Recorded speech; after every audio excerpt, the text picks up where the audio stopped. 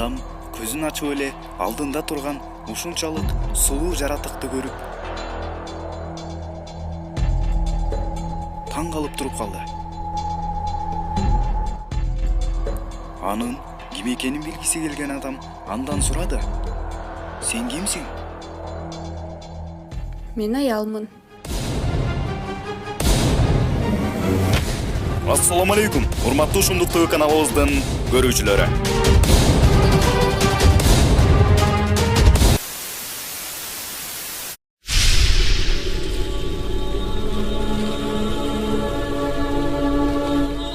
Бүт нерсени биз жуп-жуу менен, түгөйү менен жараттык. Балким бул нерседен ой жүгүртүп, үлгү насаат сабак аларсыңар. Ооба, сиз туура эле уктуңуз жана туура эле түшүндүңүз. Бул аятта Аллах Таала бардык нерсенин жалгыз жаратылбагандыгын жана ар бир нерсенин сөзсүз түрдө экинчи түгөйү боло тургандыгын айтууда. Демек, жалгыздык деген сөз жалгыз гана Аллах Тааладан башка эч кимге таандык эмес.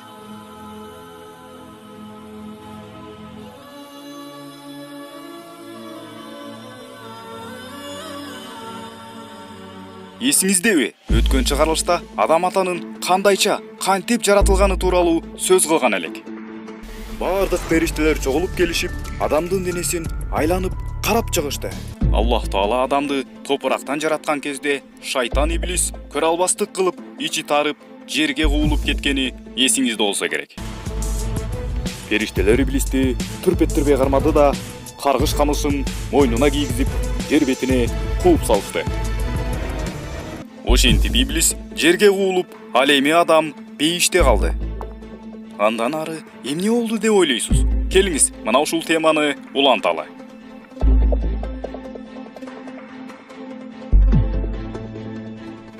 Бейиште убакыт, аралык деген нерселер жок болгондуктан сиздерге түшүнүктүү болуш үчүн келиңиздер, бир топ убакыт өткөндөн кийин деп элестетиңиздер.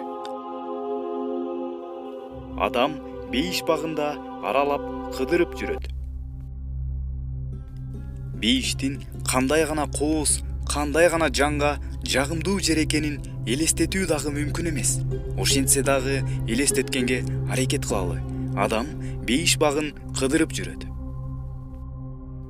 Бейиш ааламында аралык деген нерсе жок болгондуктан бейишти кыдырып бүтүү мүмкүн эмес.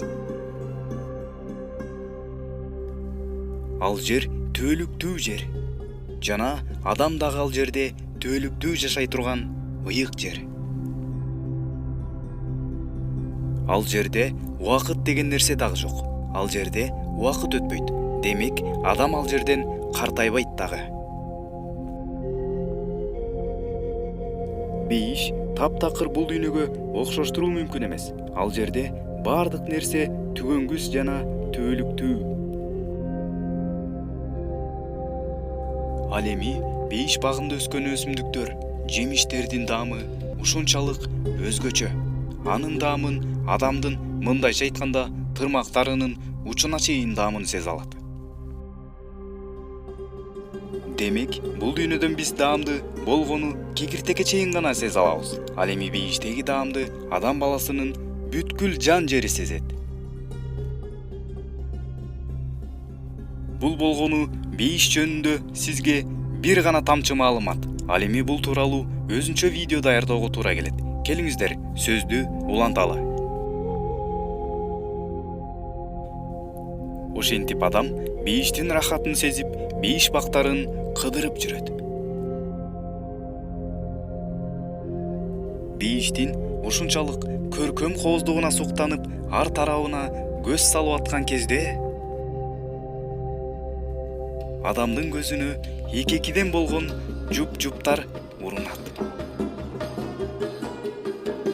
Бейиштеги жаныбарлардан тарта канаттууларга чейин эки-экиден өз түгөйлөрү менен бактылуу болуп атканын көрүп суктанат.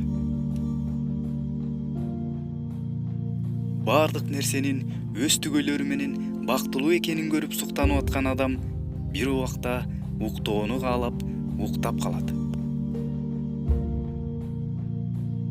Албетте, бейиш түбөлүктүү нерсе, ошондуктан күндөрдүн биринде деп мисал келтирели. Күндөрдүн биринде адам уктап жаткан жеринен уйкусу канып, уйкудан ойгондо. Уйкудан ойгонуп, көзүн ачкан кезде көз алдында өзүнө окшогон жаратылган жанды көрдү. Көрсө, мээримдүү болгон Аллах Таала адам уктап жаткан кезде анын сол кабыргасынан адамга түгөй жаратып койгон экен. Эсиңизде болсо, адам эки-экиден жүргөн түгөйлөргө суктанып, кызыгып атпады беле? Мына көрдүңүзбү? Ошол адамдын кызыгуусун, адамдын көксөөсүн, каалоосун билип, Аллах Таала адамга түгөй жаратып койгон экен. Демек, бейиш деген ушундай сонун нерсе экен.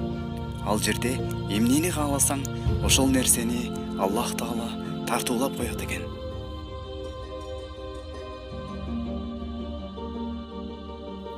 Адам көзүн ачып эле алдында турган ушунчалык сулуу жаратыкты көрүп, таң калып туруп калды. Анын ким экенин билгиси келген адам андан сурады: "Сен кимсиң?"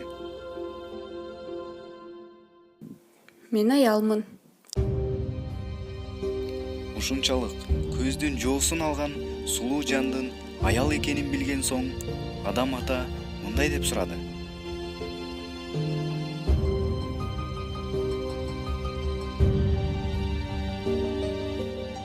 "Сен эмне себептен жаралдың?" Көңүлүң көтөрүлүп бейпил жашооң үчүн Аллах Таала мени жаратты. Сени жалгыз болбосун деп, сен үчүн жаратты мени.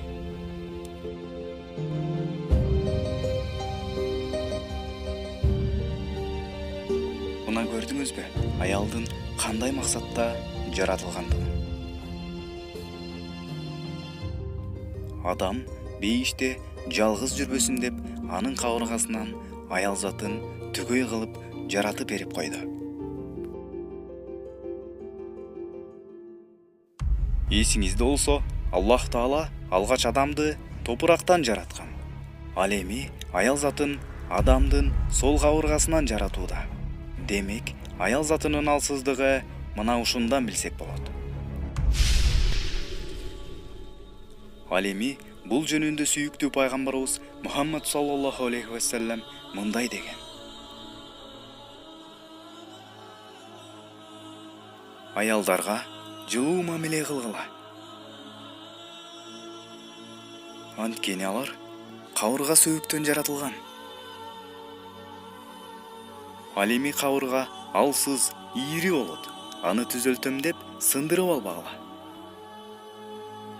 Андыктан аял затынын табигый жаратылышын түшүнүп, аларга жылуу мамиле кылгыла. Улуу сөздө уят жок демекчи, келиңиздер дагы бир сырды билип алалы. Жараткан Аллах Таала аял затын эркектерге караганда сезимтал кылып жараткан. Мына бул сүрөөгө маани бериңиз. Аллах Таала Куранда мындай: Тарих сүрөсүнүн 6-7 аяттарында ымыркайдын, баланын кантип пайда болоору тууралуу түшүндүрүлгөн. Ал эркектин бели менен аялдын көкүрөк сөөгүнүн ортосунан атылып чыккан суудан жаратылган. Мына бул сүрөдө айтылгандай, ошол бел суу эркектин омуртка тарабынан келет. Ал эми ушул эле суу аял затынын көкүрөк тарабында жайгашкан сөөктөрүнүн арасынан сызылып чыгаары маалымдалат.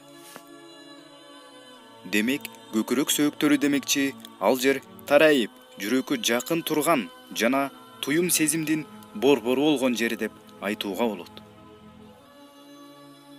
Демек, аял заты тарабынан келүүчү бул суу аялдын көкүрөгүндө жайгашкан сөөктөрдөн сызылып чыгаары маалымдалууда. Мына аял затынын өтө сезимтал келерин мына ушул аяттан түшүнсөк болот. Мына Аллах Таала берген перзентте баланы төрөө жана аны эмизип өстүрүү, тарбиялоо аял затына таандык болгондуктан Аллах Таала аял затына ушундай өзгөчө улуу касиеттерди берип койгон. Андыктан жубайларыбызга аял затына жылуу мамиле кылалы. Мындай жумшак, жылуу мамиле кылууну табият өзү талап кылууда. Келиңиз, бир мисал келтирип көрөлү. Мисалы аталар, энелер сыяктуу болуп, бала карай алабы?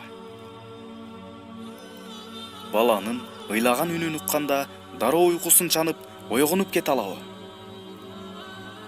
Билиңиз, эгерде бала сууга агып бараткан болсо, эне биринчи өзүнүн боюн таштап сууга секирет. Эне уулунун өмүр бою кайгысын, сүйүнүчүн тең бөлүшүп, өмүр бою баласын ойлоп, жүрөгүн баласына арнап жашап өтөт. Аны 9 ай курсагында, андан кийин кучагында, анан өмүр бою жүрөгүндө көтөрүп жашайт. Мына ошондуктан эненин ак сүтүн актоо ушунчалык кыйын. Деги эле актоо дагы мүмкүн эмес. Мына ошондуктан Аллах Таала аял затын ушунчалык алсыз кылып, мына ушундай өзгөчө касиеттерге ээ кылып жараткан экен.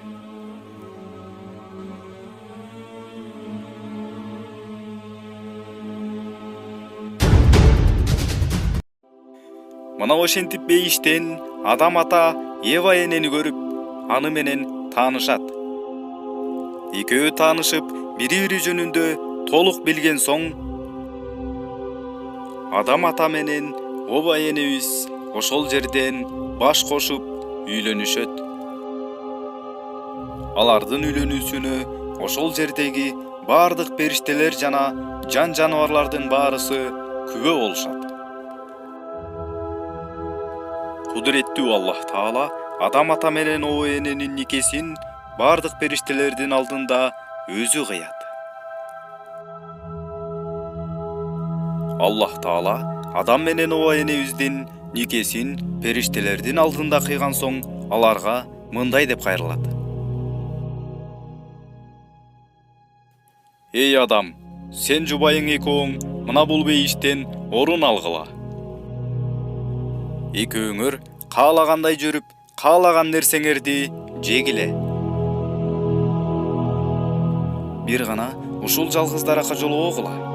Болбосо, өзүңөрдүн бактыңарга өзүңөр кыянаттык кылган болуп, күнөөкөрлөрдөн болуп каласыңар. Деп Аллах Таала эскертүү берди. Бул эскертүү менен Аллах Таала Адамды сыноодон өткөрүүнү каалады.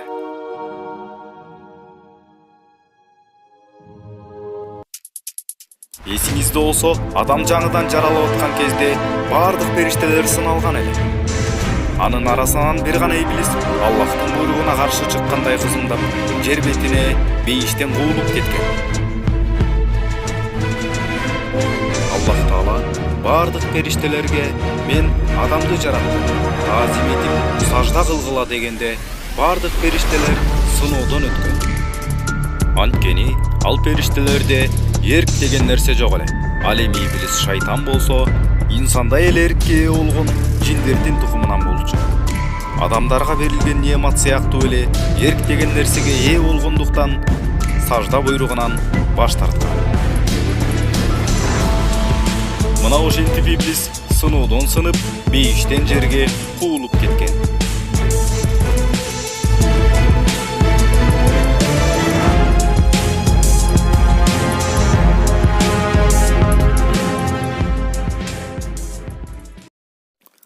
Демек, сыноо кезеги Адам ата менен Ева энебизге келип жетти.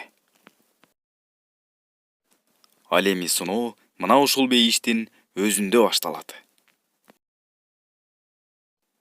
Адам ата менен Ева энебизге бейиштеги бардык бүт нерселерди пайдаланууга уруксат берилип, болгону бир гана дарак бар. Ошол дарактын мөмөсүн, алмасын жегенге тыюу салынат. Мына ошентип адам ата инсан напси менен сыналмай болот. Сынакты өткөрүү үчүн Аллах Таала иблиске мүмкүнчүлүк берди. Ошентип аларды жараткан Аллах Таала иблис аркылуу сынамакчы болот. Ошентип иблис шайтан өз карасантайлыгын ишке ашыруу үчүн Азирети Ева энебизди алдап, ал аркылуу Азирети Адам атаны көндүрүүгө өтөт. Мына ушул жерден иблис Азирети Ева энебизди алдап, ал аркылуу Азирети Адамды көндүрүүгө аракет кылат. Иблис арам оюн ишке ашыруу үчүн миң түркүн айла амалдарды ойлоп табат. Силер билесиңерби, эмне үчүн силерди бул даракты жебегиле деп жатканын? Эгерде силер бул дарактын мөмөсүнөн жеп алсаңар, анда силер өлбөй турган болуп, түбөлүктүү болуп каласыңар. Ошон үчүн силерди бул даракка тийбегиле деп атат. Деп иблис аларды каралай алдоого өтөт. Экөөң бул дарактын мөмөсүнөн алмасын жеп алсаңар, анда силер периште болуп, түбөлүктүү бейиште калып кетишиңер мүмкүн. Ошондуктан силерди бул алмага тийбесин деп атат. Силер бейиште бул жерде түбөлүккө калып калышыңар мүмкүн. Ошондуктан бул алманы жебегиле деп атат. Деп каралай алдап азгыра баштады. Мен бул жерде көптөн беримин, силерге электеле келгемин. Мен көп нерсени билемин. Чындыгында силерге насаатчы, кеңеш берүүчүмүн. Мени уксаңар өкүнбөйсүңөр. Деп иблис Азирети Ева энебизди ары жагынан, бери жагынан шыпаңдап чыгып отуруп, алдап көндүрөйүн деп койду. Эгерде бул алманы жей турган болсоңор, анда силер өлбөс болуп, өмүр бою ушул бейиште калып каласыңар. Мен силерге насаат кеңеш бергичмин, деп ант ичти. Ошентип иблис эки инсанды тең азгырды. Аллах Таала тийбегиле деп тыюу салган даракты ушунчалык кооз көрсөтүп, аларды азгырып, аларды кызыктырды. Бул азгырыктан кийин Адам менен Еванын напсиси күч алды. Шайтандын мындарыгынан кийин Адам менен Еванын напсиси күч алып, тыюу салган даракка кызыгуулары артты. Чындыгында Адам менен Еванын эч кандай жаман ою жок эле. Бирок алар шайтандын азгыруусунан улам ал тыюу салган алманы үзүп алып, жеп көргүсү келди. Бир жагынан шайтанга ишенип, чындап эле өлбөй, түбөлүктүү бейиште калып калабызбы деп ойлошту. Чындыгында бул тыюу салынган дарак бир гана сыноо үчүн эле. Ал алманы жебесе деле алар түбөлүктүү өлбөс, түбөлүктүү бейиштик болуп кала беришет эле. Бирок алар шайтандын азгырыгына азгырылып калышты. Ал дарактын алмасына ушунчалык кызыгып, ал алманы үзүп, жеп көрүүнү каалашып, үзүп алышты. Алгач Азирети Ева ал алманы үзүп Адам атага сунду. Эч кандай жаман ойлору деле жок. Болгону түбөлүктүү бирге болуп, ушул жерде калып калалы деген ойдо Азирети Ева энебиз ал алманы биринчи сен ооз тий, андан кийин мен ооз тиейин дегендей сый мамиледе Азирети Адамга алманы сунду. Ошол кезде Азирети Адам ал алманы колуна алып, бир тиштеп алды. Алар тыюу салынган дарактын мөмөсүнүн даамын татаары менен ошол замат дароо алардын бейиш кийими болгон уят пардалары ачылып, дароо жылаңач калышты. Чоочуп, калаңдап, эмне кылаарын билишпей, өздөрүнүн уяттуу жерлерин жалбырактар менен жаба башташты. Ошентип алар эмне кылаарын билишпей бейиш жалбырактары менен жамына башташканда Аллах Таала ал экөөнү мындай деди: Экөөңөрдү бул дарактан тосподум беле? Шайтан силерге ачык душман экенин айткан элем го. Деп Аллах Таала Адам менен Евага эскертүү бергенин айтты. Ошол кезде Адам ата менен Ова энебиз катуу өкүнө башташты. Шайтандын бузук амалына алданган Азирети Адам ата менен Ова эне катуу өкүнүп, кылган иштерине бушайман болушту. Шайтанга зырылып, алданып калгандарына бушайман болушуп, өкүнүп, акырында алар Аллах Таалага мындай дешти: О жараткан эгебиз, биз өзүбүзгө өзүбүз зыян кылып алдык. Эгер сен бизди кечирбесең, ырайым кылбасаң, анда биз албетте бактысыз зыянга учурап калабыз. Деп алар ошол замат жалбарып жиберишти. Бирок баары кеч болуп калган эле. Себеби алар шайтандын азгырыгына алданып, алардын бейиштеги бейиш кийими, уят пардаларынын баары чечилип жок болуп калган эле.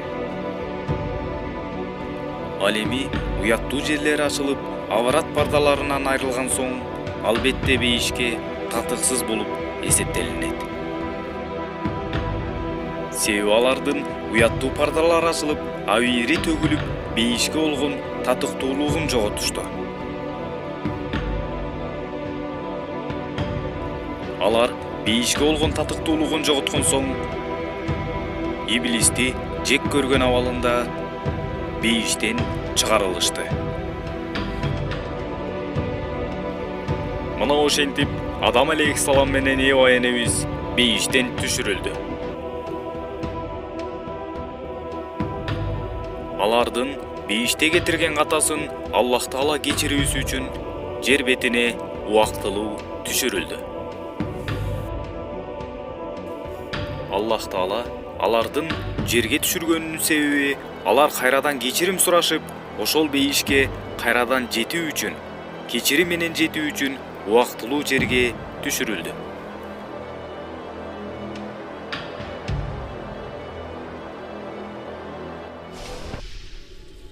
Демек, Аллах Таала бизди кечирүү максатында убактылуу жерге кайрадан бейишке кайтаруу үчүн түшүрдү.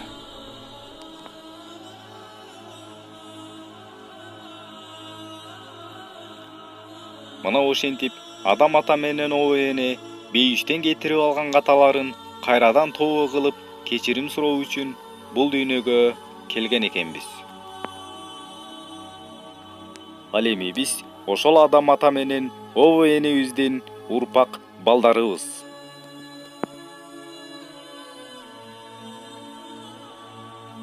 Мына биз ошол Адам атабыз менен Ова энебизден тараган урпактардын бирибиз.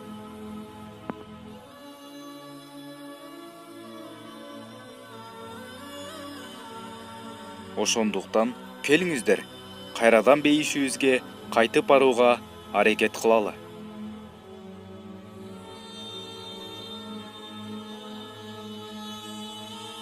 Көрдүңүзбү? Убакыттын кандай бат өтүп жатканын. Убакыт өтүп атат. Демек, бул дүйнөдө бардык нерсе өтүүчү. Бардык нерсенин өтүүчү аягы бар. Бул дүйнөдө эч нерсе түбөлүктүү эмес. Чыныгы түбөлүктүү нерсе мына ошол бейиште.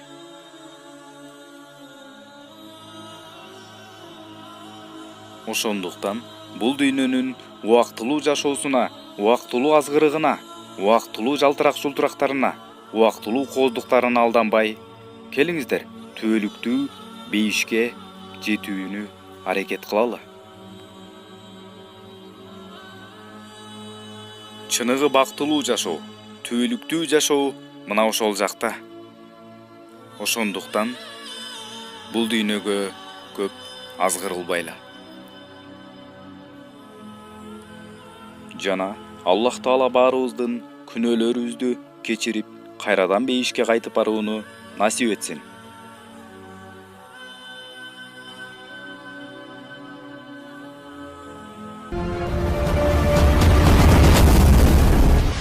Видеону даярдаган Шындык ТВ каналы. Ал эми бул видеого лайк басып, каналга катталганыңыз үчүн сизге терең ыраазычылык.